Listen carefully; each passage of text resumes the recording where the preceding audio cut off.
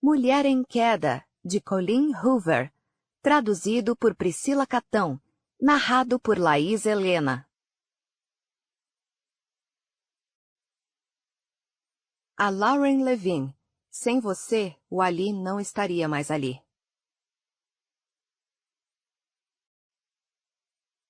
Caros leitores, talvez alguns de vocês se lembrem do conto Saint, da antologia One More Step, de anos atrás.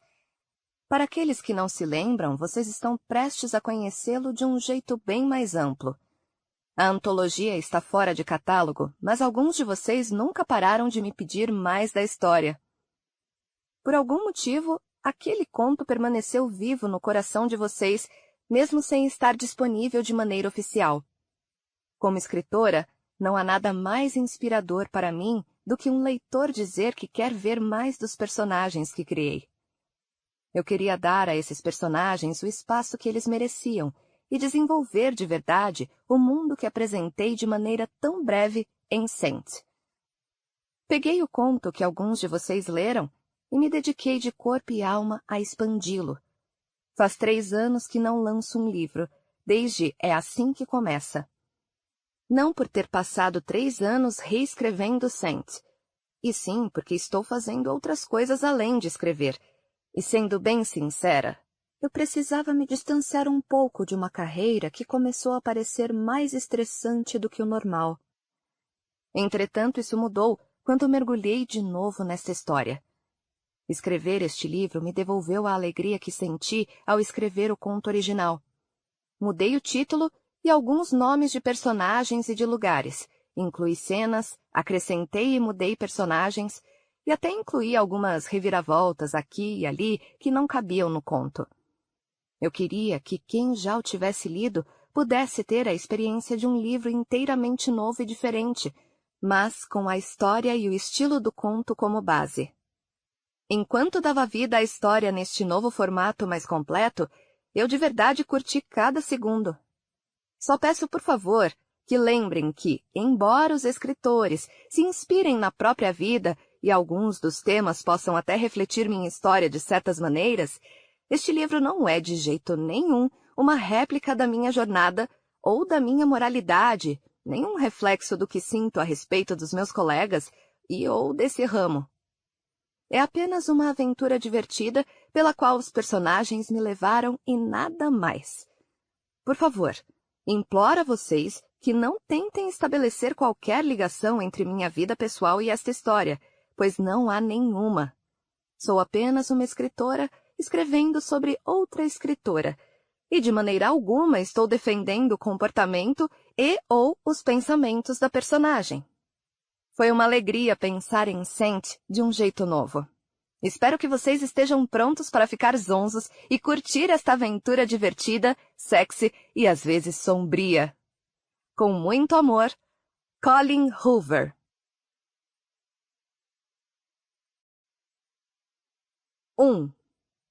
Olá, olá! Aqui é a Kelly, sua terapeuta literária especialista em todo tipo de treta. Bem-vindos de volta ao E Agora, Leitores? Podcast no qual a gente disseca com carinho o seu babado literário predileto e zomba dele um pouquinho também.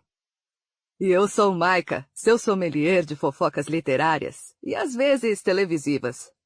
Sommelier? Kelly ri. Mas você nem toma vinho. Quem é que precisa de álcool se a treta de hoje já deixa qualquer um zonzo? Adorei a provocação! Acrescenta Kelly. Hoje não vai ser só provocação, vai ser destruição total. Vamos falar de Petra Rose, a queridinha dos clubes do livro e dos mood boards do Tumblr, cuja reputação foi por água abaixo no mundo literário. E se você, por algum motivo, não viu nada a respeito no seu feed ou estava ocupado demais, sei lá, respirando, a internet se virou completamente contra a autora que antes era reverenciada. E foi pesado, diz Kelly. Pesado mesmo. A autora best-seller em vários países de Uma Coisa Terrível. Esse deve ser o pior título para um livro de todos os tempos. Interrompe Kelly. É verdade. Diz Maika. É como se ela estivesse pedindo essas críticas, implorando por elas. Enfim, o romance basicamente provocou 1000 debates entre #TeamAsh e #TeamCaleb, e foi palco da maior disputa entre fãs da melhor maneira possível, até não ser mais. Kelly, quer ter a honra de fazer uma breve recapitulação antes de anunciarmos nosso convidado surpresa? Bem, ela não vai ser breve, mas será um prazer. Vamos recapitular para quem está por fora. Uma Coisa Terrível, pelo padrão dos leitores, não é um livro tão ruim assim. É um romance muito emotivo e lindamente desenvolvido sobre Elise e sua jornada pelo amor, pelo trauma e pela identidade, com uma pitada de diversão. É um romance realista que conta com um pouquinho de tudo.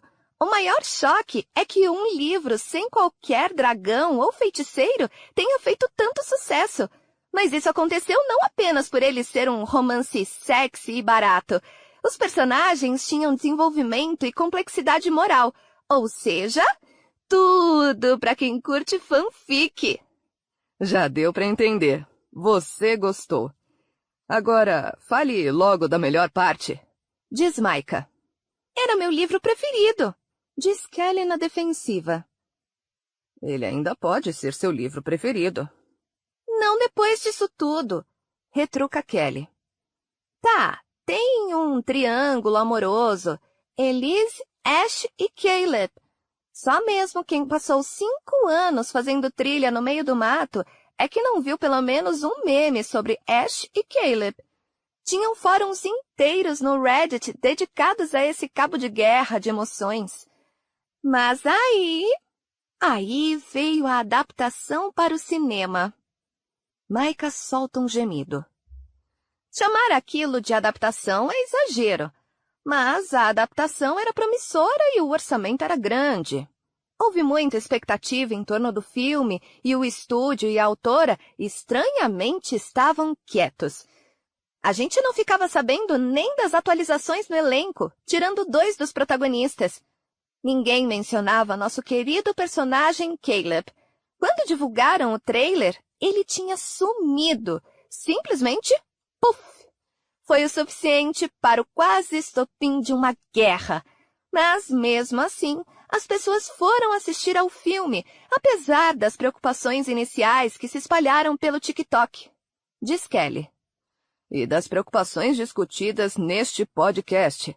Completa Maika. Você falava delas todo santo dia. Tá bem, eu era do time Caleb.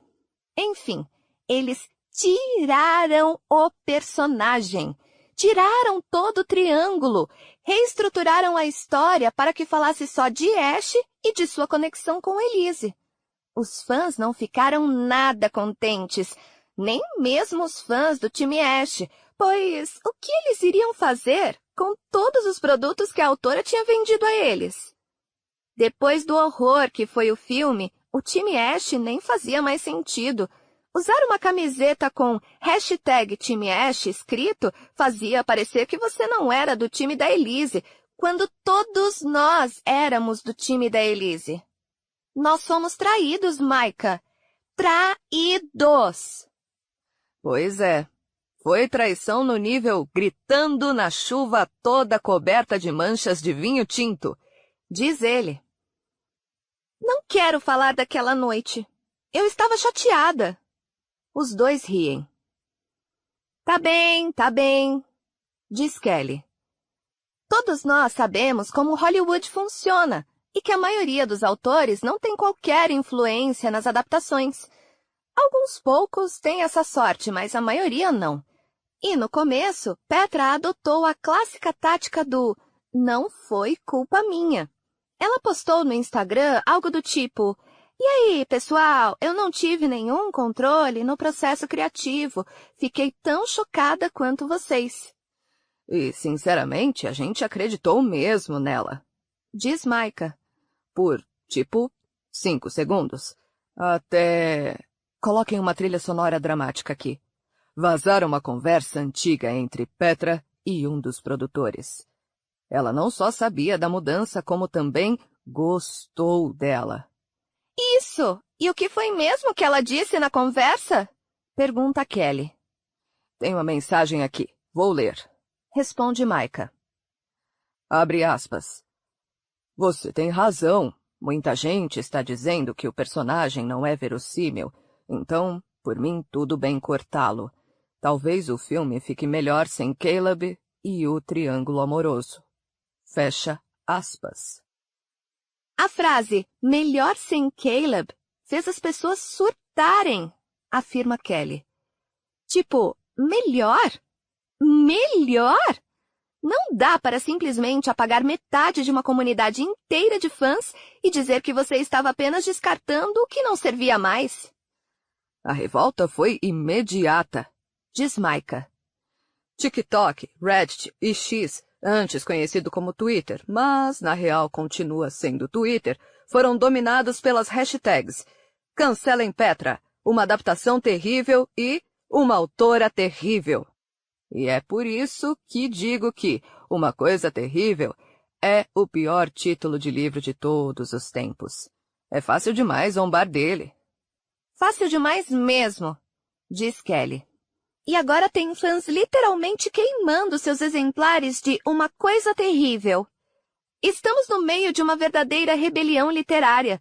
Os leitores se sentem pessoalmente traídos, assim como eu. Ela mentiu pra gente. Preferiu a indústria cinematográfica à intimidade que fez seus livros serem importantes e aos fãs que fizeram dela uma estrela. Ela apagou tudo que nos fez amar o livro para início de conversa e depois botou a culpa em algumas poucas críticas que recebeu, apesar dos milhares de leitores que elogiavam o livro. Nossa, isso foi tão comovente quanto o monólogo do Caleb no capítulo 28. Nem fale desse monólogo, Micah, senão vou terminar chorando de verdade. Foi mal, mas é que é um monólogo tão bom.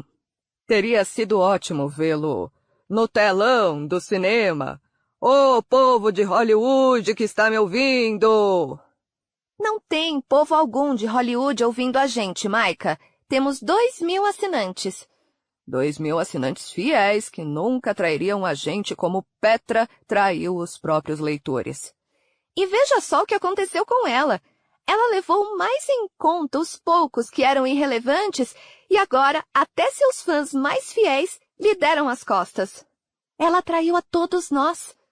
Fico até me perguntando, será que Petra Rose sequer acredita nos personagens? Ou será que ela tem vergonha da própria escrita? Bem, ela anda calada, diz Micah. Faz quase 1 ano que não posta nada nas redes sociais, tirando o grupo do seu fã-clube. Que, pelo que ouvi por aí, tem diminuído. Mas nem tenho como saber. Faz 6 meses que saí dele, brinca Kelly. Tomara que esse silêncio seja um sinal de que ela está estudando para ser capaz de escrever um enredo no qual, de fato, acredita. E isso é uma insanidade quando pensamos que tem gente que faz tatuagens de frases dos livros dela. Por falar nisso, vi vídeos de gente removendo essas tatuagens, diz Kelly. Que pena. Antes a gente a citava e agora a gente simplesmente a odeia. Odiar é uma palavra forte, diz Kelly. Esse podcast é sincero. É verdade. A gente a odeia. Tanto que pedimos 1000 favores e reagendamos 3 outros convidados para que o nosso convidado especial estivesse aqui hoje. Não sei por que ele topou participar do nosso podcastzinho, mas estamos agradecidos demais mesmo. Quem sabe a gente não passa a ter 2001 assinantes depois de hoje? Isso, sonhe alto, diz Micah. Senhoras e senhores, deem as boas-vindas a ninguém mais, ninguém menos do que Alistair Jones, o produtor de Uma Coisa Terrível. Ele ainda tem que dar algumas explicações sobre aquela adaptação, mas pelo menos tem coragem de falar do assunto. Bem-vindo, Alistair! Muito obrigado por me receberem aqui, diz Alistair. Essa foi uma recapitulação e tanto. Alistair, vai se fuder. Desligo o podcast assim que ouço a voz dele. Meu coração está muito acelerado e o estômago embrulhado. Preciso parar o carro no acostamento porque estou a ponto de vomitar. Meu Deus! Meus dedos tremem no volante. Levo a mão até a porta para procurar o botão que abaixa o vidro. Assim que a janela está aberta o suficiente para eu pôr a cabeça do lado de fora, inalo o ar com o cheiro de pinheiro e fecho os olhos, respirando devagar até o embrulho no estômago começar a diminuir. Não acredito que pensei que terapia de exposição me ajudaria a superar tudo. Esses minutos ouvindo o podcast foram os piores que passei desde que vazaram minhas mensagens para Alistair. Abro os olhos e apoio a cabeça no encosto do banco. Inspiro devagar algumas vezes, enquanto me esforço para não pensar no fato de que Alistair deve estar indo a vários podcasts e dando várias entrevistas, ao passo que eu me vejo obrigada a me isolar num chalé encardido para me dedicar a um livro que estou tentando escrever desde que todo esse fiasco com o filme começou, só para não perder minha casa agora que as vendas despencaram. Você não fez nada errado. Digo a mim mesma enquanto volto devagar à rodovia. Você não fez nada errado. Você não é aquilo que o mundo pensa de você. Tenho repetido esse mantra desde que Nora me fez prometer que eu o diria ao menos 5 vezes ao dia. Contudo, parece que estou apenas dizendo uma mentira em voz alta, então não me sinto revigorada e pronta para enfrentar o dia com disposição. Mal tenho conseguido funcionar desde que tudo começou. Eu me sinto uma fraude. Sinto como se tudo que construí tivesse desmoronado ao meu redor, e agora estou enterrada nos escombros, e as pessoas não se dão ao trabalho de os escavar porque nem sequer querem saber se estou morrendo sufocada. Só querem saber quem compareceria ao meu funeral após eu, de fato, morrer sufocada. Fico pensando em quem compareceria. Tenho amigos e parentes que iriam, mas percebo agora que todos os amigos que fiz no tempo em que estive ativa no mundo dos livros não eram amigos de verdade. Com exceção de Nora, todos praticamente sumiram. E até dá para entender. Eles estão vendo que minha reputação fez minhas vendas caírem. Então, qualquer demonstração pública de apoio agitaria o TikTok e faria as vendas deles caírem. É uma carreira. E embora eu sempre tenha torcido para que os amigos que fiz no setor também fossem amigos fora dele, estou começando a perceber que não passamos de colegas de trabalho infelizes tentando sobreviver até a hora de se aposentar. Já faz 2 horas que estou dirigindo, as linhas brancas da rodovia se transformando numa fita infinita sob os pneus. Ainda não sei direito se estou indo ao refúgio do chalé ou fugindo do caos. Acho que é sempre um pouco dos dois, uma mistura de anseio e desespero. No entanto, nunca senti tanto essa necessidade urgente de escapar da minha vida real, de me livrar de certos aspectos dela e agregar outros como sinto agora. Meu maior desejo é mergulhar de cabeça na escrita do livro, imergir por completo, sem deixar qualquer pessoa ou qualquer acontecimento do mundo exterior atravessar as paredes da minha criação fictícia. Minha ansiedade nunca esteve tão intensa, e escrever é mesmo a única coisa que a alivia.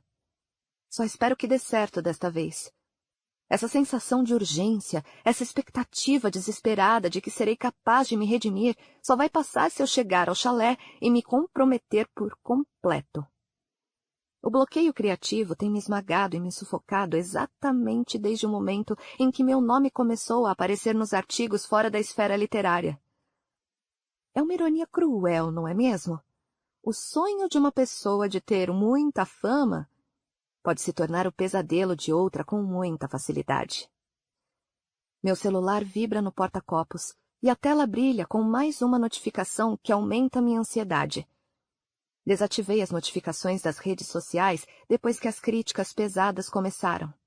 O mundo digital, que já foi uma plataforma para conexão, tornou-se um antagonista implacável e o único jeito de o silenciar é me retirando dele. Pelo menos isso significa que quando recebo uma notificação é de alguém que quer falar comigo e não de mim. O alívio me preenche ao ver o nome de Nora na tela. Deslizo o dedo para atender a ligação pelo viva-voz do carro. Espero que esteja me ligando para dizer que tem Adderall sobrando e vai me enviar um pouco pelo correio. Digo depressa. Antes de tudo, diz Nora, você não tem TDAH. Sou eu quem tem. E segundo, você não precisa de remédio nenhum. O que precisa é de uma boa terapeuta e de uma boa transa. Ela faz uma pausa. Não comigo. Foi uma sugestão, eu não estava me oferecendo. Mas que droga! Suspiro. Bem, você me ligou num ótimo momento. Por quê? Teve outro ataque de pânico? Eu estava ouvindo E Agora, Leitores. Petra, cacete! Solto um gemido. Eu sei. É por isso que eu estava ligando. Queria que você não ouvisse o episódio de hoje. Mas você disse que terapia de exposição me faria bem. Eu estava me expondo. Eu quis dizer se expor no sentido de voltar às redes sociais, de postar algo, não para você ir atrás de todo mundo que está falando mal de você e ouvir tudo. Minha nossa, eu sou sua amiga, não Satanás. Então, você ouviu? Precisei desligar quando Alistair, cara de cu, começou a falar. Pois é, eu também. Parei o carro no acostamento quando ouvi que ele seria o convidado. Parecia que eu ia vomitar. Caramba, você está quase chegando na casa alugada? Estou a 10 minutos de lá. Tem certeza de que isso é uma boa ideia? A voz de Nora crepita no viva-voz. Isso o quê? Eu sozinha no meio do mato, tentando me recuperar depois de ter sido escorraçada pela internet inteira? Não tiro os olhos da rodovia. Os pinheiros passam ao meu lado como um borrão, aumentando e se condensando até eu começar a ter a sensação de que eles estão ameaçando engolir meu carro. Não foi a internet inteira, diz Nora. Foi apenas um pessoal mais barulhento com motivações financeiras. Ah, é. As pessoas que fizeram ameaças de morte foram só consideradas interessadas em dinheiro mesmo. Esqueci. Sorrio mesmo sem querer. Elas não te conhecem. Elas ameaçaram queimar seu cachorro, Petra. Você nem tem cachorro. Exatamente. É provável que elas comprassem um filhote para mim, enviassem para minha casa com um laço fofinho, esperassem eu me apaixonar por ele para depois o queimarem. O sinal piora por um instante e a voz dela fica robótica, depois para de vez. Que saco! Pego o celular e o aproximo do painel como se isso fosse melhorar o sinal. Sério? Diz ela, a voz voltando no meio de uma frase. Você ainda tem uma carreira. Mais ou menos. Você poderia escrever um post de desculpa no seu aplicativo de notas e publicar no Instagram com aquelas mãozinhas fofas de coração e tipo 1 ou 2 emojis de choro. Não vou pedir desculpas pra gente que não sabe a história inteira e mesmo assim toma partido. Ela suspira. Bem, você precisa voltar para a internet se quiser salvar sua carreira. Talvez desabafar num podcast. Eu consigo sair deste buraco sem me rebaixar ao nível do Alistair. É por isso que vou ao chalé para escrever. Vou me vingar usando minha caneta. Há uma longa pausa. Mas você usa o notebook. Não usa caneta. Pareceu mais ameaçador dizer caneta. Tem razão. Vá se vingar usando sua caneta. Escreva sobre tudo o que aconteceu e publique como obra de ficção. Vai ser bom para extravasar. Ligue depois que você já tiver arrumado suas coisas lá. Tenho uma ideia. Não, eu odeio suas ideias. Digo. Mas esta é boa. Prometo. Tá bem. Não ouça nenhum outro podcast. Vá ouvir The Brady Brothers ou algo assim. Amo você. Também amo você. Depois que desligamos, o podcast continua automaticamente. Não foi nada fácil trabalhar com ela, diz Alistair. Sinto as palavras como se elas fossem água fervente caindo em cima de gelo. Desligo o podcast de novo e me concentro na curva da estrada diante de mim. Também não foi nada fácil trabalhar com você, Alistair, cara de cu. Eu não odeio muita gente, mas Alistair está no topo da minha lista, e no fim dela, e no meio. Ele é minha lista inteira, na verdade. Diminuo a velocidade quando o GPS indica que logo vou precisar sair da estrada. No fim da rua em que estou entrando, vai ter um chalé à minha espera, junto de uma tela em branco, muito silêncio e, com sorte, tudo que ainda dê para salvar da minha criatividade.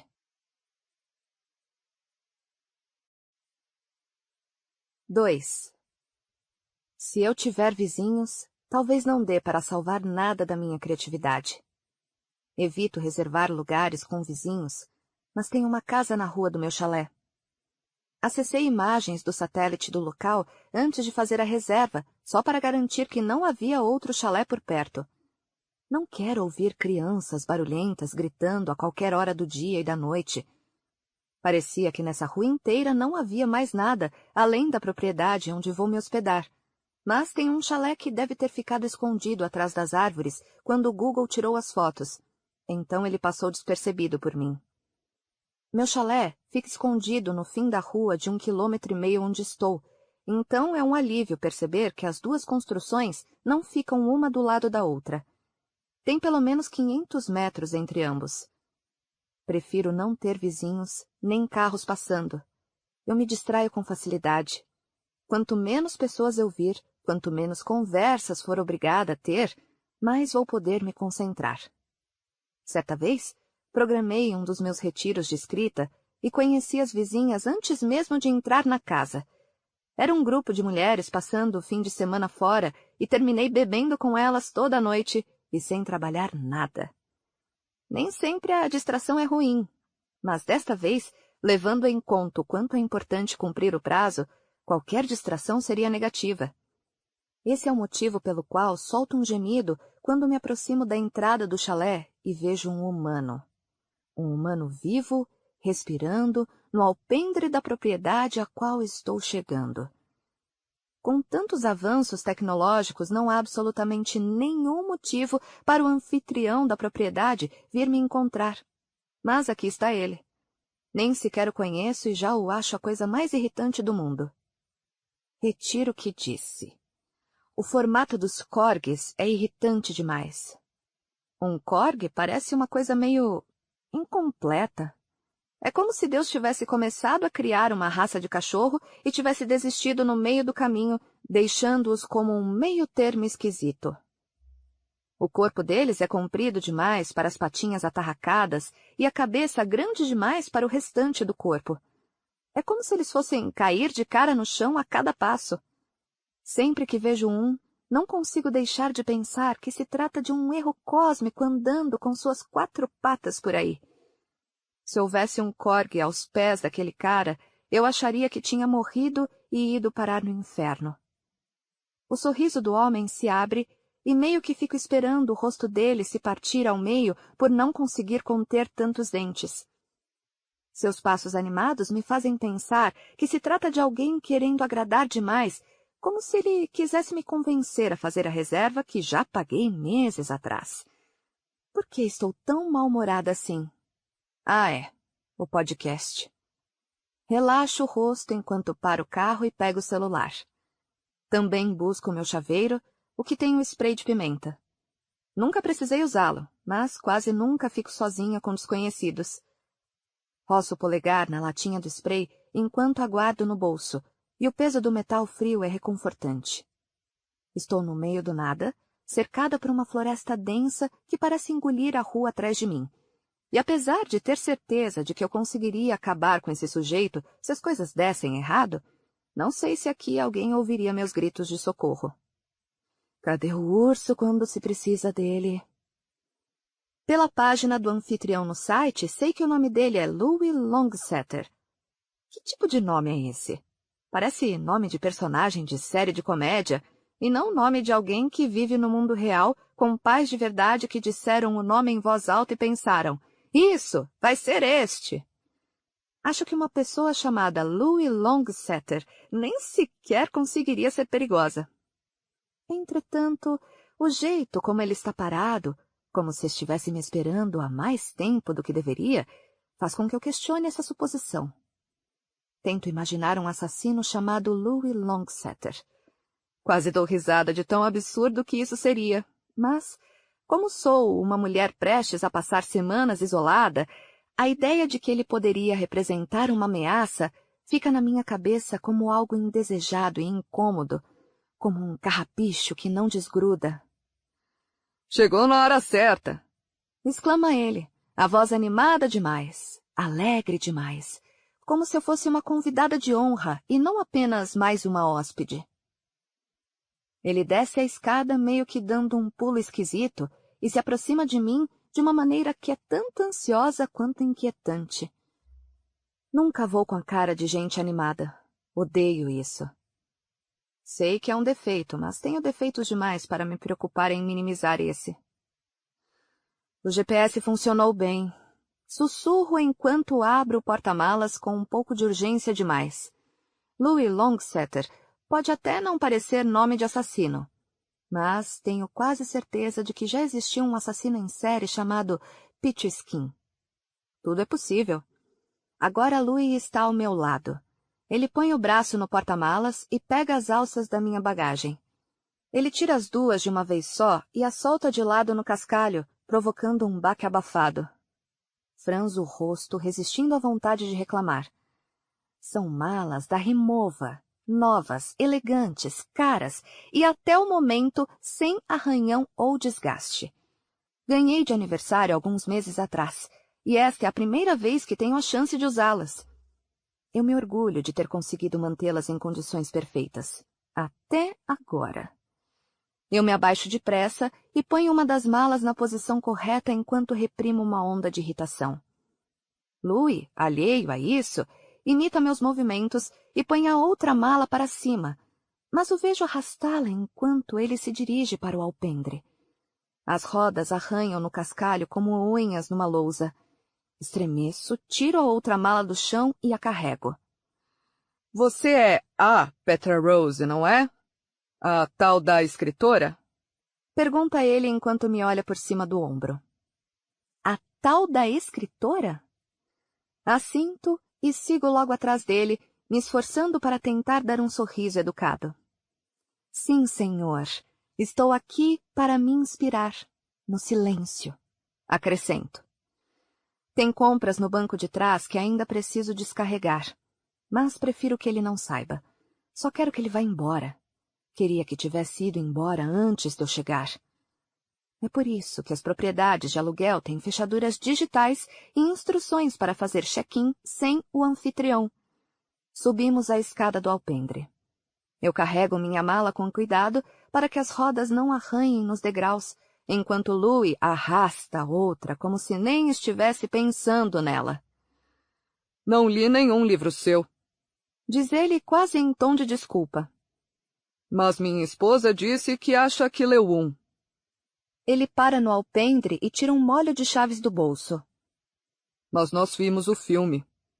Quando contei à minha esposa que você iria se hospedar aqui, ela me fez prometer que eu te perguntaria sobre um personagem que não apareceu. Não sei do que ela estava falando. Sabe, enquanto eu caminhava até aqui, fiquei pensando numa coisa que daria um ótimo filme. Prossegue ele, entregando-me as chaves. Ai, meu Deus, isso não! Minha vida, diz ele e ergue a sobrancelha como se eu devesse me impressionar. Tive uma vida louca pra cacete. Você ganharia milhões com a história. Tenho certeza de que não ganharia. Se precisar de alguma ideia... Recomeça ele, obviamente sem perceber minha expressão. Interrompo-o com um sorriso fino. Infelizmente, ficção é a única coisa que sei escrever. Já perdi as contas de quantas vezes as pessoas se ofereceram para me contar a história de sua vida depois de descobrirem que sou escritora. Todas têm certeza de que seria o próximo grande romance norte-americano. Talvez fosse mesmo.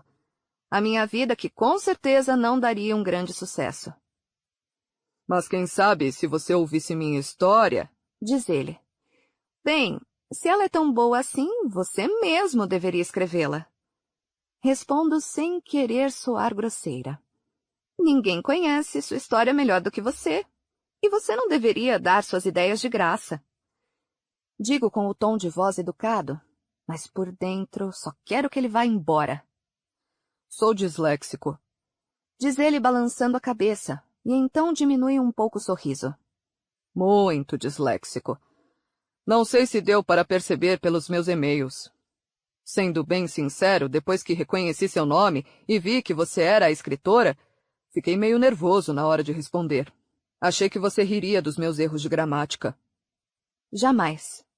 Meu pai era disléxico, e ele foi o homem mais inteligente que já conheci. Louis sorria ao ouvir o que eu disse. É difícil pra cacete viver assim. Lamento que sua mãe tenha enfrentado isso. Fico calada, pois acabei de dizer que foi meu pai. Não minha mãe. Ele tem problema de memória? Problema de audição? Ele dá uma piscadela. Te peguei.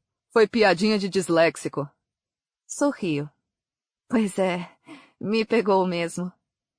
Minha esposa diz que eu teria sido um bom ator. Ela é atriz, minha esposa. Mais ou menos. Bem, é difícil explicar, mas ela atua em documentários. Acho que dá para dizer que ela é atriz, mas... Ele continua falando da carreira da esposa, ou da não carreira dela, mas estou distraída demais para ouvir porque... Puta merda! O lado de fora do chalé não está à altura do lado de dentro. O interior é muito mais moderno do que eu esperava. Linhas simples, acabamentos suaves, como se tivesse saído de uma revista de design de interiores. A aparência rústica era apenas externa. Aqui dentro tudo brilha. Eu estava esperando um piso de madeira que range, talvez cheiro de pinheiro ou o almíscar reconfortante de uma lareira apagada. Contudo, em vez disso, sou recebida por superfícies elegantes, luzes fortes e uma decoração simples e minimalista que se costuma ver em lofts urbanos. O piso de concreto polido brilha sob as luzes embutidas que criam uma iluminação clínica. As paredes são de um branco frio e esterilizado, e nelas há grandes pinturas abstratas com molduras caras, tudo escolhido a dedo, intencional demais para um lugar assim. Os chalés tradicionais têm seu charme. Você se intoca neles e fica ouvindo apenas o crepitar da lareira e um ou outro barulho da vida selvagem do lado de fora. Eu esperava encontrar a aspereza das paredes de madeira não lixadas, a sensação de me aconchegar nos braços da natureza, longe do mundo. No entanto, isso aqui parece mais que estou na sede de uma startup de tecnologia, não num retiro de escrita. Expiro pela boca e puxo a mala até a sala, e o som das rodinhas ecoa ruidosamente no espaço aberto. Ouço Louis logo atrás de mim e quase consigo ouvir seu orgulho enquanto ele me observa assimilar tudo. É completamente diferente das fotos do site, digo virando-me para ele. Acabamos de reformar tudo, diz ele orgulhoso. Você é a primeira hóspede desde a reforma, na verdade. Estamos bem satisfeitos. Minha esposa fez boa parte do projeto. Ela leva jeito para essas coisas. Agora faz mais sentido. Isso explica o contraste entre Louis e a casa. A mobília da sala é completamente fria. O sofá de couro preto e baixo mais parece uma peça de showroom do que um móvel no qual você se sentaria para ler um livro. Uma mesa de centro de vidro reflete a luz em muitas direções, e suas quinas são tão afiadas que é preciso tomar cuidado para não rasgar o joelho. Até mesmo a lareira, que imaginei que teria um ar aconchegante e rústico, é apenas um elegante aparelho de gás por trás de uma fachada moderna e delicada. O fogo brilha com uma precisão mecânica que me faz sentir falta do crepitar irregular da madeira de verdade queimando. Sou uma babaca ingrata. Quem é que ficaria triste por se hospedar num lugar tão bonito assim? É só que não tem charme aqui. Não tem passado. É eficiente, sim, mas não parece um lugar inspirador. Parece um lugar para executar tarefas, trabalhar, mas não criar. Sim, eu queria a solidão, mas queria me sentir conectada ao lado selvagem do lugar, à beleza crua da floresta. Em vez disso, parece que fui largada num Airbnb sofisticado, perfeito demais para o processo criativo caótico que eu tinha imaginado. Meu bloqueio criativo anda tão terrível que tenho colocado a culpa em tudo. Já estou até colocando a culpa neste belo imóvel. Suspiro outra vez. Talvez não seja o lugar que eu queria, mas, a considerar meu mau humor, acho que qualquer coisa que viesse me deixaria rabugenta neste momento. O lugar é ótimo. Digo, dando a Louis ao menos parte da reação que ele devia estar esperando receber. Vou dizer à minha esposa que você amou. Fala ele. A gente mora aqui na mesma rua, sabia? Você deve ter visto a casa, na verdade. É a única outra casa da rua. Acrescenta ele e fixa o olhar em mim por tempo demais, como se esperasse que eu pedisse mais detalhes. Assinto e torço para que isso baste e ele não fale mais nada. Sei que está aqui para trabalhar. Prossegue Louis. Mas, se não estiver ocupada demais, você poderia vir jantar conosco algum dia desta semana. Minha esposa adoraria conhecê-la. Somos apenas nós dois e adoramos receber visitas quando é possível. O sorriso dele aumenta e vejo de novo aquele brilho nos olhos que dá a impressão de que ele está sendo ansioso e afobado demais. Ou talvez a palavra que eu esteja procurando seja desesperado. Ou talvez apenas carente? Minha boca se comprime depois do convite para o jantar, mas tento disfarçar com um sorriso. Não consigo imaginar nada pior do que passar uma refeição inteira de bate-papo com Louis Longsetter e a esposa dele que acha que leu um dos meus livros e que é atriz, mas não muito, mas meio que é. Só essa explicação já me deixou exausta, e olha que nem conhecia a mulher. Ah, que gentileza! Digo e sinto meu sorriso ficar mais forçado a cada segundo que se passa. Mas preciso trabalhar muito. Envie uma mensagem se eu tiver algum tempo livre. Pode ser? Vejo uma rápida decepção nos seus olhos, mas logo ele se recupera e assente. Sim, sim. Afinal de contas, você está aqui para escrever. Só pensei que, se precisar, fazer uma pausa ou algo assim... Sua voz vai ficando mais baixa e ele acena de leve. Bem, se precisar de algo, estou bem pertinho daqui. Assinto de novo, desta vez com mais força. Obrigada, pode deixar. Com outro aceno esquisito, ele se vira, caminha até a porta do chalé e sai para a rua. Fecho a porta e me encosto nela por um instante, e então encaro o espaço irritantemente moderno. O quintal com vista para o lago não está voltado a oeste. Para essa parte do processo, sempre escolho um chalé com vista para o pôr do sol. Nada acende uma chama criativa dentro de mim como ver o pôr do sol. O jeito como o céu é consumido por tons de laranja, rosa e roxo me estimula a escrever com uma espécie de urgência que me parece tanto empolgante quanto necessária. Enfim, era assim que deveria ser. Contudo, desta vez, reservei mais em cima da hora e precisei me conformar com um quintal voltado a leste. Sinto a diferença em todas as partes do meu ser inseguro e sem talento. O nascer do sol me parece opressor e exigente, quase como se pedisse muito de mim antes da hora. E é assim que vou iniciar meus dias aqui, com essas imensas janelas voltadas a leste. Quem sabe não posso escrever no quarto principal, que é o próximo cômodo que vou visitar. Tem uma janela virada para o oeste atrás da cama, mas não dá para ver o sol se pondo entre todas as árvores frondosas. Quase que eu ia esquecendo! Cacete! Eu me viro ao ouvir a voz, um berro preso na garganta. Levo a mão ao peito assustada, mas tento conter minha raiva ao ver Louis parado na porta do quarto. Ele balança uma folha de papel no ar. Senha do Wi-Fi e tal. Esqueci de deixar as regras. Ele deixa a folha no aparador ao lado da porta do quarto. Como já falei, você é a primeira hóspede desde a reforma, então devo ter esquecido uma coisa ou outra. É só me avisar se tiver algum problema, se algum eletrodoméstico não funcionar ou... Obrigada. Digo com rispidez. Eu me viro a partir de agora. Louis assente, mas metade de seus dentes some no meio de algo que, na maioria das pessoas, ainda seria considerado um sorriso. Entretanto, no caso de Louis, é como se ele tivesse fechado a cara. Merda pra você, diz ele. Ou o que quer que se diga a escritores. Ele começa a se dirigir à porta do chalé. Merda com a caneta? Merda com o teclado. Ele continua a sussurrar outras opções enquanto fecha a porta depois de sair. Odeio o fato de que ele sabe quem sou e o motivo de eu estar aqui. Era melhor eu não ter feito a reserva usando o meu nome profissional. Mas o tenho usado por tanto tempo que daria muito trabalho mudar tudo para um nome que não fosse o que uso como autora. Não consigo escapar de mim mesma e do meu nome reconhecível nem quando se trata de um homem mais velho que meu pai e que mora no meio do nada.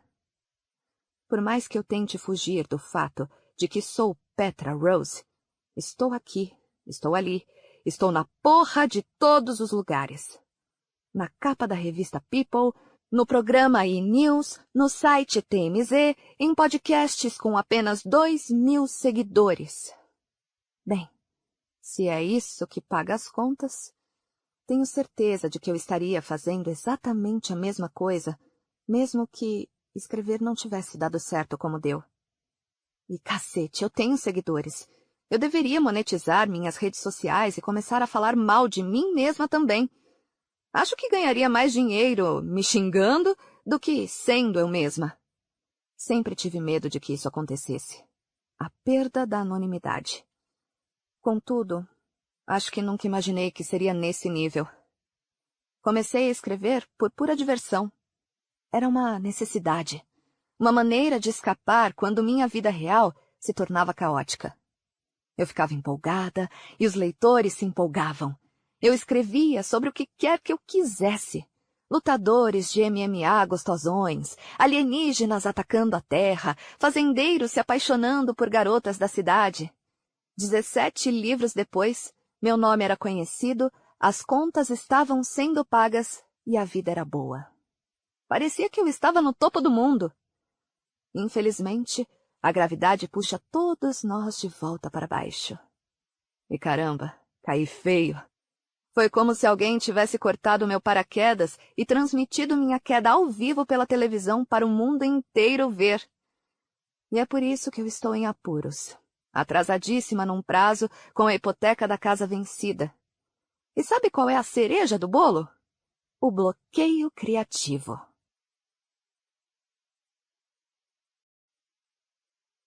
Três. Quero que o bloqueio criativo vá à merda. Está escuro demais lá fora. Estou deprimida e não progredi nada. E estou com fome e zangada. Passei as últimas 8 horas resmungando, frustrada com absolutamente tudo e nada ao mesmo tempo. Quando não consigo ser produtiva, viro a maior chata. É por isso que preciso ficar sozinha quando escrevo. Estou poupando todos que eu amo da ira que sinto quando estou com bloqueio criativo. Já estou com saudade dos crepúsculos no meu chalé de sempre, do dia acabando devagar, da maneira como o cair da noite de lá levava à reflexão e a uma contemplação serena. Aqui, contudo, sem o crepúsculo, é como se minha inspiração esvaecesse junto da luz, e só me resta tentar agarrar as sombras que se recusam a virar pensamentos coerentes. Sim, o sol e a ausência dele estão levando a culpa pela minha falta de talento como escritora. Também já botei a culpa no clima, na minha saúde digestiva, em Mercúrio retrógrado, na cafeína e nos homens. Ajeito a postura e minto para mim mesma enquanto digito no teclado, na tentativa de convencer meu cérebro de que mereço todos os prêmios que já ganhei, todas as resenhas positivas que já recebi, todos os livros que já vendi.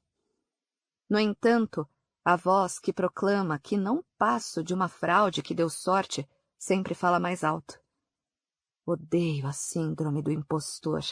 Odeio acreditar mais nas resenhas negativas do que nas positivas. Odeio ficar questionando se sou capaz ou não de escrever um livro realista. Olho a tela e leio o pouco que escrevi. O cheiro asséptico da sala de interrogatórios, uma mistura de café frio e ar parado, não ajudou muito a acalmar as batidas frenéticas do coração de Rhea. Do outro lado da mesa, a voz grave do detetive Miller ressoava enquanto ele fazia perguntas a respeito de Sarah e da última vez que ela a tinha visto. Cada palavra parecia um novo corte que escancarava a ferida causada pela perda de sua melhor amiga. Ainda assim, um lado de Rhea, um lado profundamente inquietante e indesejável, percebia a maneira como a farda do detetive ficava colada em seus ombros largos, a intensidade sombria em seus olhos enquanto ele fazia anotações. Ela se odiou por isso, por causa da faísca de atração que tremeluzia dentro dela e traía a memória de Sarah. Como sua mente era capaz de ter tais pensamentos se seu mundo parecia estilhaçado em 1000 pedaços? A culpa era uma grande pedra em suas entranhas e aumentava o peso do luto já difícil de carregar. Encaro as frases que acabei de escrever, ciente de que meu futuro eu, provavelmente semi-adormecido e mantido em pé por um café morno, vai declarar que elas são o maior lixo e apagá-las. O livro é mais um cemitério digital para as minhas aspirações literárias passageiras do que um manuscrito em si. Cada palavra me parece uma ocupante ilegal da página, apenas à espera de ser despejada. Nunca vou terminar isso. Nesse ritmo, vou passar um ano inteiro neste chalé com crise de identidade, reescrevendo para sempre os mesmos 5 parágrafos, enquanto o cursor pisca como se fosse um pequenino oráculo julgador. Se cursores falassem, o meu repetiria: "Você é uma porcaria, desista!", só para que não restasse nenhuma dúvida. Não que estar hermeticamente fechada neste chalé seja uma tortura. Adoro a solitude. Sempre gostei dela.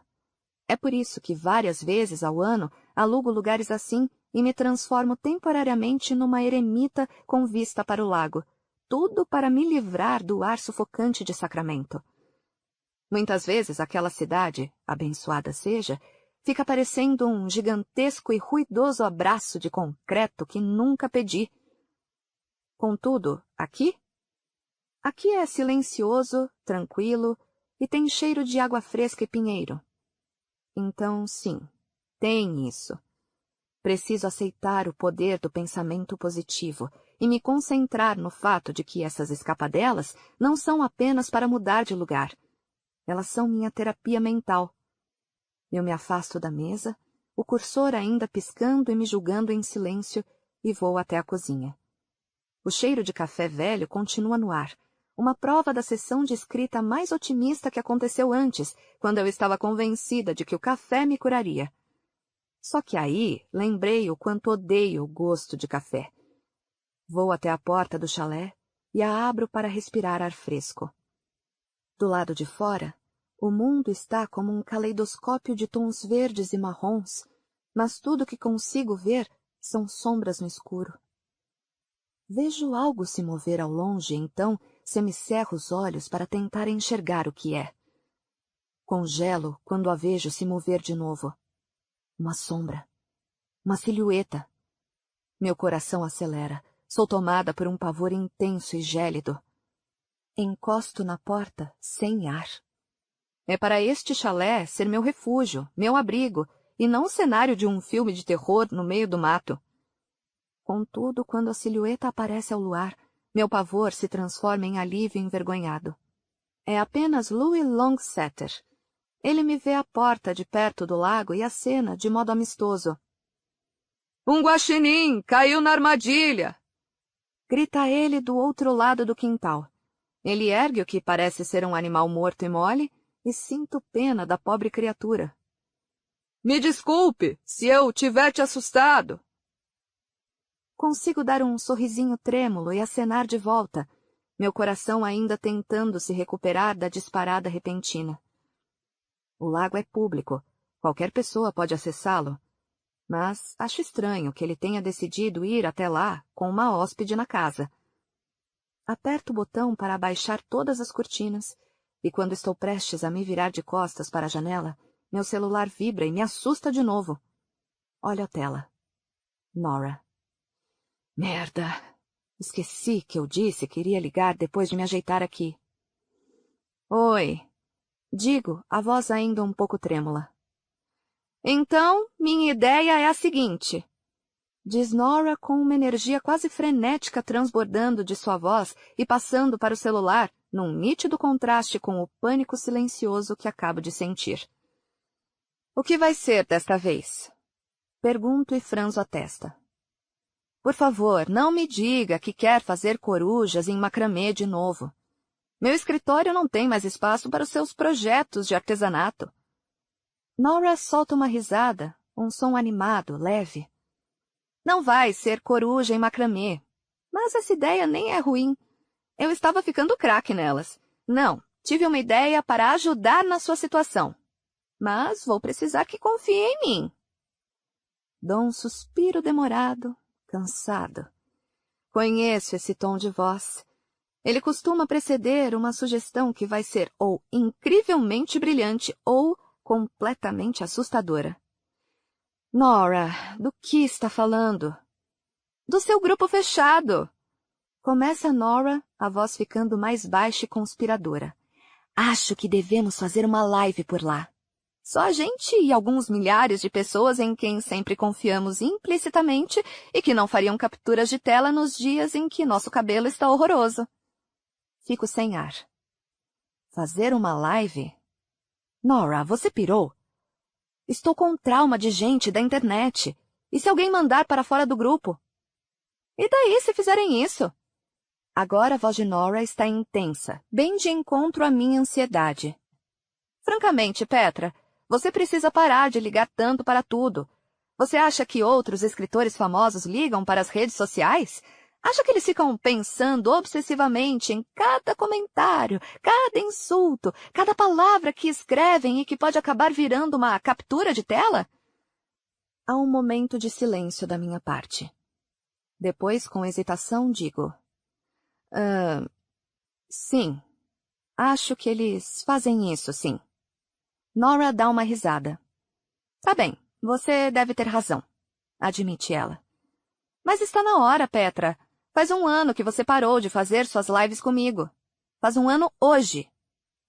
As palavras pairaram no ar, pesadas e importantes. Faz 1 ano hoje. Minha mente acelera. Faz 1 ano inteiro que a adaptação cinematográfica do meu último romance foi lançada. 1 ano desde que meu mundo virou de ponta cabeça, desde que a opinião pública se tornou uma manta sufocante. Eu, a escritora que costumava escrever 2 livros por ano sem grande dificuldade, não consigo concluir o livro que comecei 1 ano e meio atrás, nem enfrentar perguntas ao vivo desde que a última live que fiz terminou de um jeito péssimo. Nunca vou entender por que meus editores acharam que seria uma boa ideia fazer uma live com a maior livraria de Nova York 1 dia depois do lançamento do filme. Bem, não é que nunca vou entender. É isso que editores fazem. É isso que autores fazem. Faz parte do marketing. Entretanto, esse tipo de coisa não costuma se transformar em um desastre em que a autora chora e corre para o banheiro. Meu Deus, ainda tenho vergonha daquilo. Mal tenho tempo de reagir a essa lembrança, pois ela está trocando para o FaceTime. Vejo o rosto e Nora me lança um olhar pela tela. Não sei muito bem o que ele significa. Só sei que não gostei de vê-lo. Faça isso. Por favor. Acho que, se você vir que ainda tem gente que acredita em você, vai se inspirar. Nora, as pessoas vão ser cruéis. Sim, é provável que sejam mesmo, mas você não vai ver porque não vai ler os comentários. Deixe isso comigo, pode ser? Diz ela. Vou abrir uma live. Pode desligar se quiser, mas acho que deveria ficar. Estou reagindo como se uma pessoa tivesse me pedido para enterrar um corpo por ela. É só o Facebook, cacete. Deixe de ser mole, Petra.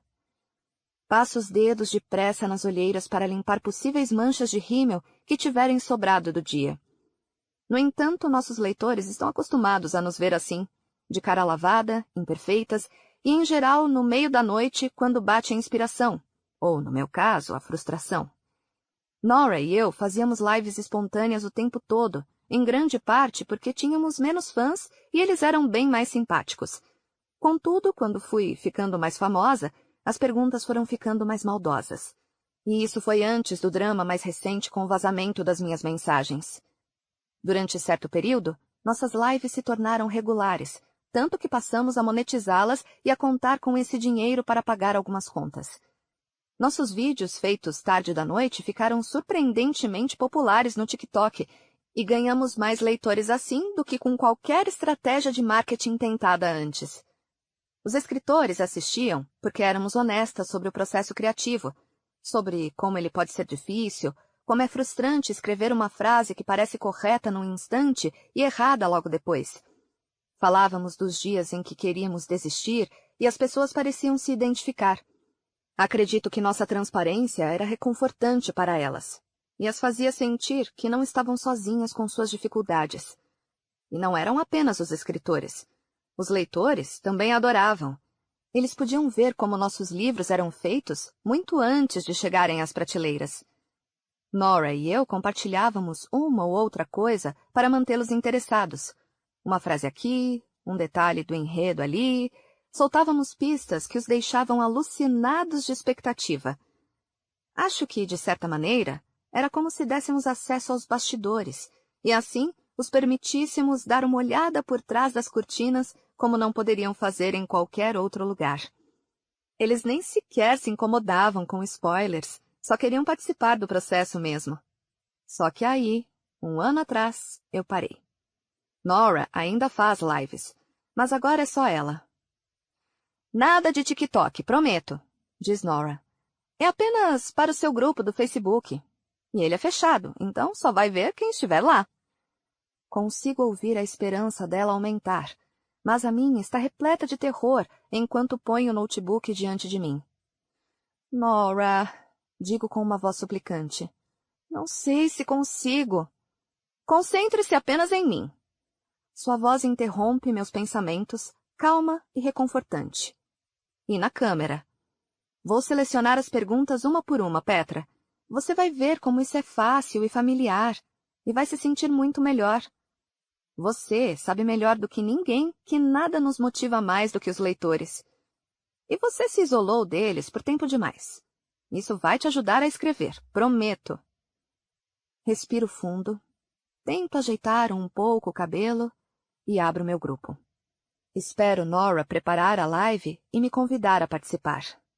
Depois de ver meu rosto coberto de sombras na tela, pulo da cadeira e acendo a luz da cozinha para que minha tela não fique tão escura. As fortes luzes do teto piscam por um segundo antes de iluminarem o ambiente e lançam longas sombras nas paredes. Não fica bonito, mas dá para o gasto. Assim que me sento de novo, a live começa. Não tem contagem regressiva. Não tenho tempo de pensar na minha aparência nem no que vou dizer. Quando Nora e eu começamos a fazer essas lives, era um pouco esquisito, como se estivéssemos atuando para uma plateia invisível. Sempre havia certa pressão, por menor que fosse, para entreter, para falar algo interessante ou ao menos coerente. Agora, entretanto, depois de 1 ano com apenas Nora na tela, depois da minha longa ausência, parece que essa pressão vai me fazer pegar fogo. E estamos ao vivo, diz Nora. Ei, pessoal! Enfim consegui ter a presença de Petra aqui, mesmo com a agenda lotada dela. Aqui está ela. Aceno. E adorei ela ter falado como se eu estivesse ocupada demais para participar das lives, quando na verdade eu estava apavorada demais.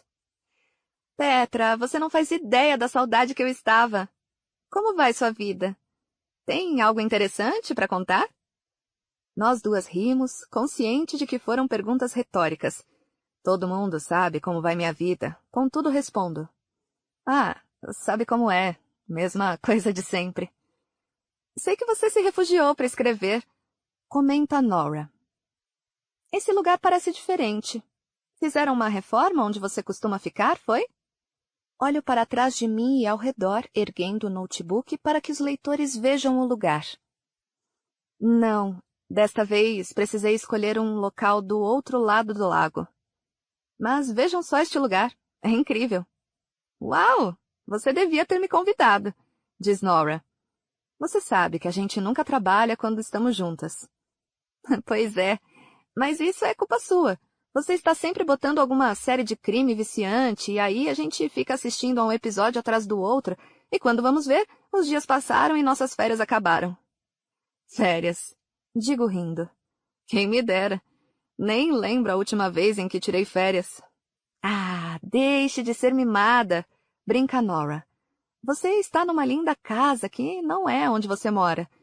Não importa se está trabalhando ou não, pelo menos não está num lugar pior. Tipo, aqui, no meu apartamento, tendo que ouvir minha vizinha brigar com o ex pelo telefone o tempo todo. Por falar em dificuldades, como vai a escrita? Dou de ombros, sentindo mais uma vez o fardo da minha falta de progresso. Não faz nem um dia que cheguei aqui, mas não consigo enxergar o progresso no horizonte. Em 1 ano e meio, mal consegui escrever 20 páginas. Ela franze a testa e inclina a cabeça, e sua voz fica mais séria. Quer conversar sobre isso? Estava prestes a me deitar quando você ligou. Admito. Já desliguei meu cérebro por hoje. Nora solta um gemido teatral e joga a cabeça para trás.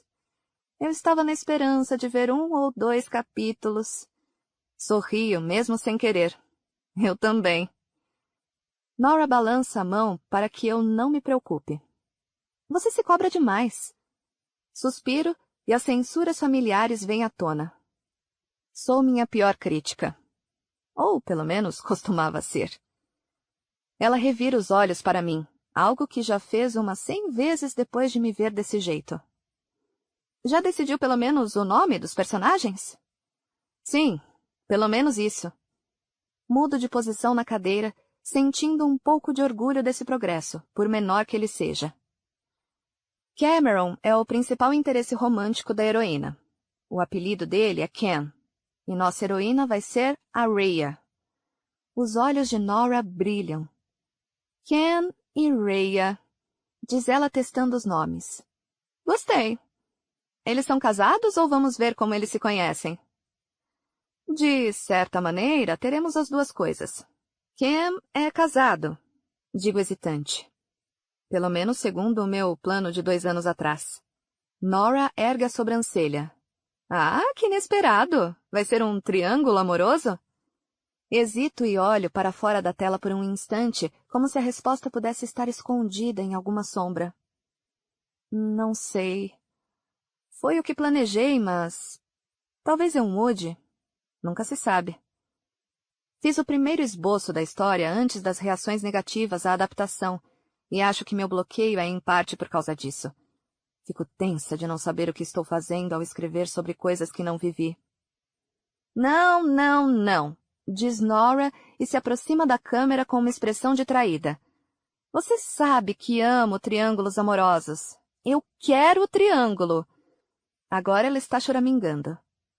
Vamos torcer para eu conseguir desenvolver ao menos um personagem. Depois disso a gente conversa. Combinado? Tá, vamos responder a uma pergunta. Diz Nora e semicerra os olhos enquanto analisa a tela. Como ela sugeriu, minimizei o bate-papo e a deixei encarregada de escolher as perguntas. Aqui tem uma. Ellie Panzano quer saber por que está demorando tanto para terminar esse livro. Você sempre escreveu rápido, diz Nora conforme lê a pergunta. Recosto-me na cadeira e penso em como responder com delicadeza. Se quiser que eu seja totalmente franca, preciso dizer que é por causa da atenção pública. Não estou acostumada a ela. Não gosto dela, nem quando é positiva. É verdade, confirma Nora. Ela fica sem graça até quando é elogiada. Sempre enxerguei a escrita como uma fuga e uma terapia, e quando se está envolvida e aproveitando, você nem pensa no que vai acontecer depois que terminar de escrever. Então o livro é lançado As viagens de divulgação, as entrevistas começam. Nunca achei nada disso estressante, porque sempre gostei das viagens e dos eventos de lançamento. Até certo ponto. Nunca gostei de fazer divulgação, mas os pedidos têm sido razoáveis. Mas agora que minha imagem está ainda mais conhecida, tudo que vem depois da escrita parece ter se amplificado. Então me estresso mais do que quando as coisas eram menos caóticas. Tenho a impressão de que terminar um livro e escrever fim não vai parecer uma conquista. Na verdade, morro de medo de ter que participar da fase seguinte de divulgação, pois a divulgação e o conteúdo das entrevistas mudaram. E nem todo mundo nasce sabendo falar na frente de uma câmera, ainda mais quando pedem que você fale sobre algo além dos seus livros. Nora sorri para mim. Obrigada pela vulnerabilidade, Petra. Foi uma ótima resposta, muito sincera. Vamos à próxima pergunta. Por que você falou como se estivesse hesitando em escrever sobre um triângulo amoroso no livro novo? É porque o triângulo amoroso da adaptação foi cortado? É mesmo a pergunta de um leitor? Ou é uma pergunta da Nora? Indago e ergo a sobrancelha para ela. É de verdade, juro, diz ela rindo. Fico surpresa ao perceber que até agora não estou odiando fazer a live. Parece um pouco como era antes, e a cada momento que passa me sinto mais à vontade. Não sei. Depois do último livro, é óbvio que fiquei sentida com as críticas. O livro que estou escrevendo também deveria ter um triângulo amoroso, apesar de ser diferente em todos os aspectos. Mas nunca estive num triângulo amoroso, e dizem que devemos escrever sobre aquilo que conhecemos. Talvez eu tenha errado no último livro por causa disso. É difícil escrever sobre algo que nunca vivi. Nora solta uma gargalhada repentina, completamente incrédula. Que mentira! Diz ela. Seu romance mais vendido é sobre uma mulher que se apaixona por um ex-presidiário. Você nunca namorou um ex-presidiário. Exatamente. E vários leitores afirmaram em suas resenhas que não era realista. Nora balança a cabeça com uma expressão de exasperação e carinho no rosto. Primeiro, pare de ler resenhas negativas. Segundo, praticamente toda resenha negativa diz que o livro ou os personagens não são realistas. É o termo clichê para quem não gostou de algo. Já eu não acho necessário que todos os detalhes de um livro sejam realistas. Dragões não são realistas, mas Quarta Asa está arrasando nas vendas. Nesse caso, o livro não é realista de propósito. Saliento. O gênero se chama fantasia por um motivo. Romantasia, corrige ela. Que seja. Eu ainda sei quando uma história é boa. As pessoas dão valor demais ao realismo. Às vezes, a gente só quer mesmo é escapar para dentro de algo que parece impossível, que jamais aconteceria na vida real. Essa é a beleza da ficção. Por que acha que os canais Lifetime e Hallmark fazem tanto sucesso? Eles são maneiras de escapar. E ainda dá para chamá-los de canais? Isso não é antiquado? O que eles são hoje? Aplicativos? Serviços? Assim vou começar a falar da saudade que tenho da DirecTV. E isso vai denunciar a minha idade, comenta Nora. Seja como for, os enredos do Lifetime e do Hallmark estão entre os meus prediletos. Eu seria capaz de assistir a uma líder de torcida ser assassinada por uma mãe ciumenta 1 milhão de vezes sem me cansar. Sorrio, mas sinto a pontada familiar da dúvida. Sabe o que eu acho que é?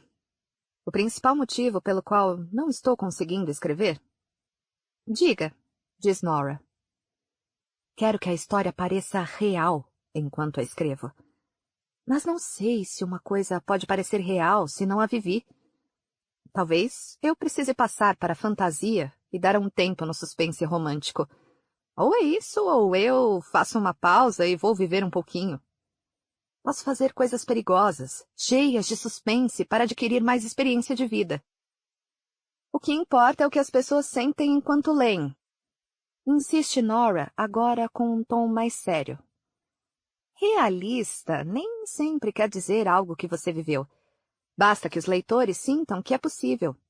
É o que você faz, Petra. Você faz as pessoas acreditarem no impossível. Assinto assimilando as palavras, apesar de não estar muito convencida. Entretanto, com Nora é assim. Ela sempre acredita em mim, até quando eu mesma não acredito.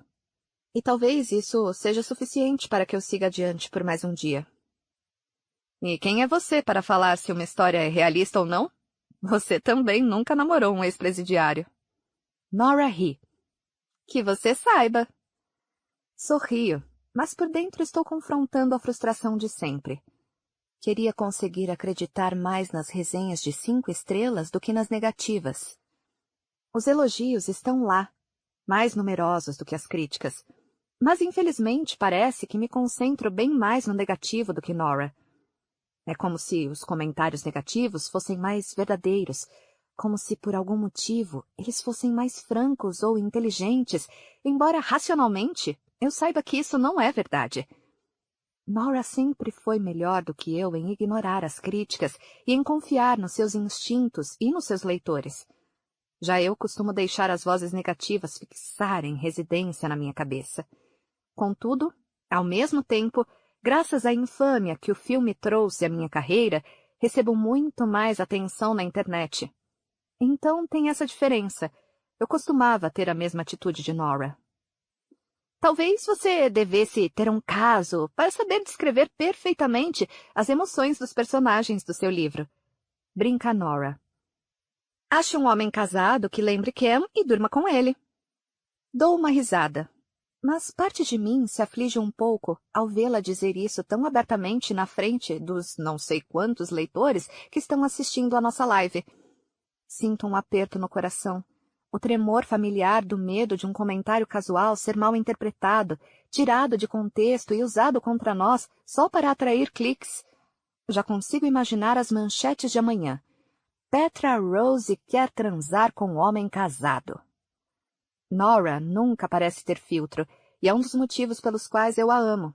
Mas isso também me deixa alerta, sobretudo agora. Como é que vou conhecer um policial gato isolada no meio do nada? Ele é policial, é? Olha o spoiler.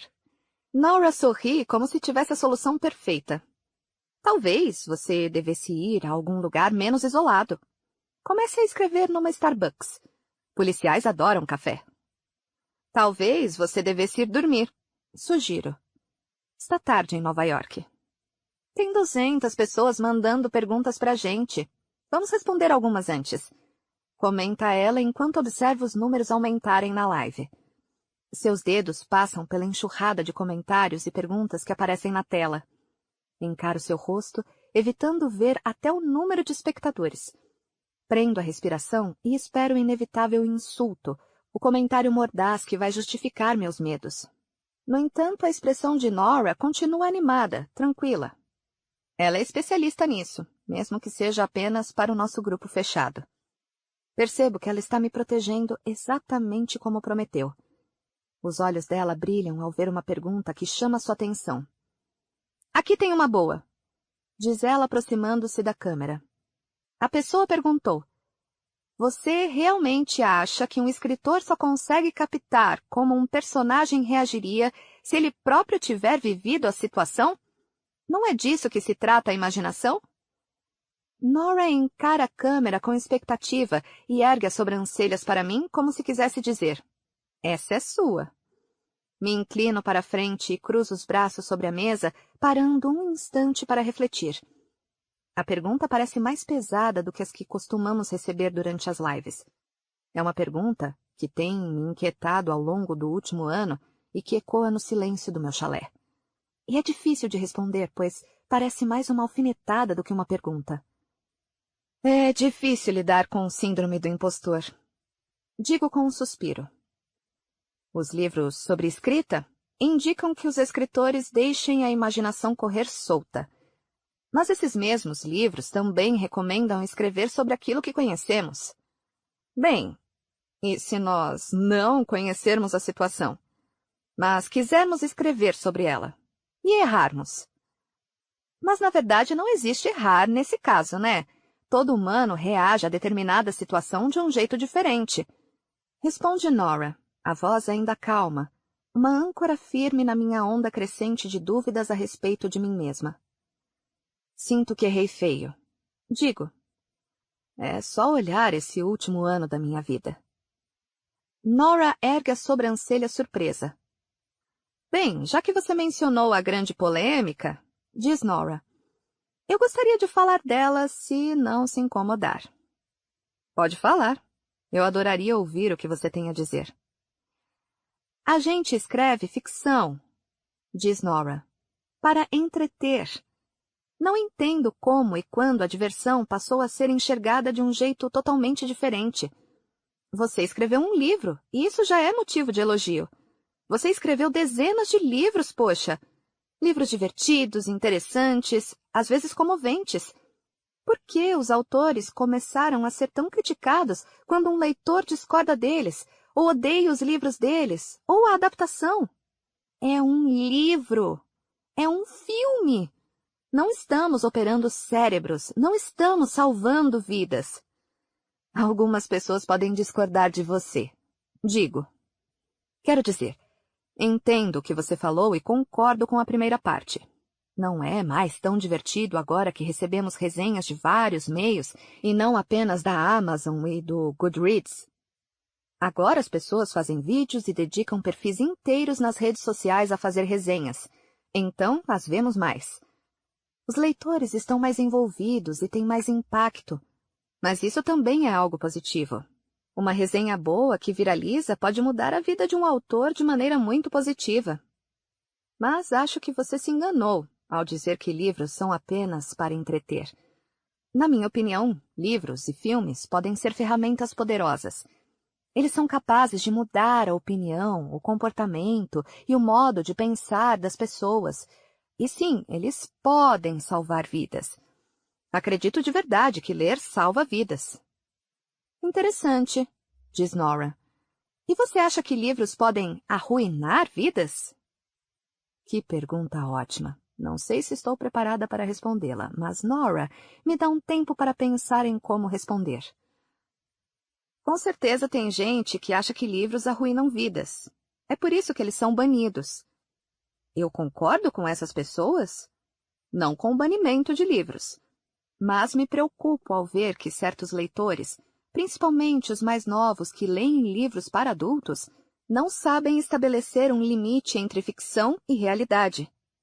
Vemos que, de vez em quando, um leitor defende o comportamento de um personagem que escrevemos para ser uma pessoa ruim. Isso significa que o leitor defenderia tais comportamentos na vida real? Tomara que não. Nora bate a mão na mesa em concordância. Nem me fale!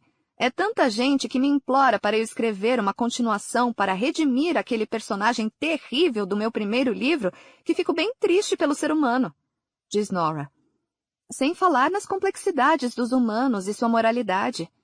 Fico fascinada ao ver que a experiência e a interpretação de uma pessoa podem ser tão diferentes das de outra pessoa que lê as mesmas palavras. Recebo e-mails de leitores que relatam que determinado livro foi vulgar demais, e no mesmo dia recebo e-mail de outro leitor com a reclamação de que esse mesmo livro não era nada provocador. É tudo muito subjetivo, e é confuso lidar com isso, especialmente quando lemos essas opiniões que chegam até a gente o dia inteiro. É elogio, crítica, elogio de novo, crítica de novo. E às vezes quem diz que livros não devem ser banidos são as mesmas pessoas que argumentam que certos livros jamais deveriam ter sido escritos. E aí elas detalham todos os motivos pelos quais o livro não deveria existir e por que o escritor nem sequer deveria ser escritor. E depois a publicação seguinte é mais uma reclamação sobre o banimento de livros. Sejam coerentes! A pessoa quer falar de livros banidos ou apenas insultar um autor até ele desistir de escrever? E ainda tem gente cara de pau que nos marca nas postagens como se a gente quisesse ler a respeito dos motivos pelos quais deveríamos abandonar nossa carreira. Nora respira fundo depois do desabafo. Não sei por que ela está tão agitada, mas tenho a impressão de que nem todas as perguntas foram tão inofensivas quanto as que ela leu. Obrigada por me deixar desabafar, diz ela rindo. De nada. Talvez seja melhor responder a mais alguma pergunta antes que a gente perca todos os nossos leitores. Brinco. Nora olha para a câmera. Vocês sabem que o que falei não foi direcionado a nenhum de vocês, diz ela. Amamos nossos leitores e somos gratas a eles. Só não queremos ser marcadas nas postagens de ódio. Bem, agora voltemos à pergunta que estávamos discutindo. Esqueci qual era. Resumindo, devemos escrever sobre o que conhecemos? Digo. Ah, é. Eu estava com uma resposta boa antes do desabafo. Sim, nós saberíamos descrever melhor as emoções e as reações se tivéssemos vivido cada situação sobre a qual escrevemos. Mas os livros não seriam a maior chatice se todos os autores escrevessem apenas sobre o que eles viveram e sentiram? Seria tão limitante. Não estou aqui para escrever uma biografia. Escrevo para usar minha imaginação. É uma maneira de escapar, tanto para a gente quanto para vocês. Concordo. Digo. Mas acho que todo escritor se pergunta isso. Não é mesmo? Nora balança a mão como se meu comentário não se aplicasse a ela. Eu não, diz ela com determinação. Somos contadores de histórias. Nosso trabalho é imaginar vidas diferentes da nossa. Se tivéssemos de vivenciar tudo o que escrevemos, ficaríamos tão ocupadas tendo casos com policiais gatos e perseguindo mães que mataram a filha líder de torcida que não teríamos tempo de nos sentar e escrever livros. Rio da sua sinceridade, e a tensão nos meus ombros diminui um pouco. Nora percorre a tela outra vez com o olhar e lê outra pergunta, nitidamente curtindo toda esta interação. Achei uma pergunta divertida. Se fosse possível, alguma de vocês gostaria de viver todas as coisas que seus personagens viveram, como o furacão que matou... Nora para de ler a pergunta. Olha o spoiler, não vou terminar de ler a frase. Mas, com certeza, diz ela com firmeza. Acho que um furacão seria empolgante. E acabo de escrever um livro sobre um jogador de hóquei que se apaixona pela própria agente. Também topo. Eu toparia viver esse romance a qualquer momento. Eu também toparia. Isso do jogador de hóquei, não o furacão. E a vida de Carrie? Pergunta Nora em referência à personagem que escrevi e de que ela mais gosta. Você viveria a história dela? Fiz a pobre da personagem passar por um verdadeiro inferno, mas eu não diria que não teria gostado de viver tudo aquilo antes de escrever. Será que o livro não seria ainda melhor se eu de fato entendesse o sofrimento dela? Sabe de uma coisa? Sim. Eu faria de tudo para ser uma escritora mais confiante, uma escritora melhor. Eu viveria todas as minhas histórias se isso significasse que vocês gostariam mais delas. Acreditariam nelas. Fariam resenhas de 5 estrelas para elas. Digo a parte das 5 estrelas com um tom brincalhão, mas estou falando sério. Se passar por aqueles momentos dramáticos e avassaladores fosse fazer de mim uma escritora melhor, por que não? Às vezes penso que, se eu fosse um pouco mais imprudente na minha vida, talvez chegasse mais perto das emoções cruas e reais que estou tentando captar. Minha vida atual é entediante, previsível, e não merece virar livro de jeito nenhum. Bem, diz Nora, da próxima vez que estiver em Nova York, a gente pode ir atrás dos policiais e ver o que acontece. Nós duas rimos, mas a pergunta continua lá, no fundo da minha cabeça, mesmo depois que mudamos de assunto. Uma escritora pergunta a Nora se ela vai continuar uma série que ela afirma que já deveria ter acabado 2 livros atrás. Uma leitora nos pergunta quando é que vamos escrever juntas. Nunca, dizemos de bate-pronto. Já temos prazos demais individualmente, diz Nora. Além disso, para os coautores, isso é o beijo da morte. A amizade quase nunca sobrevive. Sim, e gostamos demais da nossa amizade para correr esse risco. Respondemos a mais 4 ou 5 perguntas e Nora as filtra com destreza. Observo seu rosto enquanto ela analisa os comentários e volta e meia ela dá uma balançadinha de cabeça quase imperceptível antes de partir para a próxima pergunta. Ela está cumprindo a promessa. Não tem ninguém dizendo qualquer grosseria ou, se tem, eu felizmente não fico sabendo. É mesmo mais fácil do que eu imaginava. Minhas respostas são um pouco mais cautelosas do que antes, mas o peso no meu peito começou a diminuir. Sinto que quanto mais tempo passo de volta aqui em uma live, mais sincera e relaxada fico. Nora é quem conduz a conversa e me enche da sua energia contagiante. E a familiaridade da nossa troca de sempre começa a ressurgir. A leveza das nossas antigas transmissões, a sensação de apenas estar em uma conversa com Nora, começa a se sobrepor à noção de que milhares de pessoas estão nos assistindo. Percebo que estou relaxando e entrando no ritmo, concentrando-me nas perguntas de Nora, no tom amigável dos comentários que ela lê em voz alta. É como uma bolha pequenina e segura, uma exposição controlada ao mundo do qual tenho me escondido. Talvez essa seja a resposta. Talvez... Fim da amostra do audiolivro. Caso queira ouvir inteiro, entre em contato pelo QR Code na tela. O Grupo Gilmore é apenas R$ 14 por mês e você tem acesso a todos os audiolivros do canal.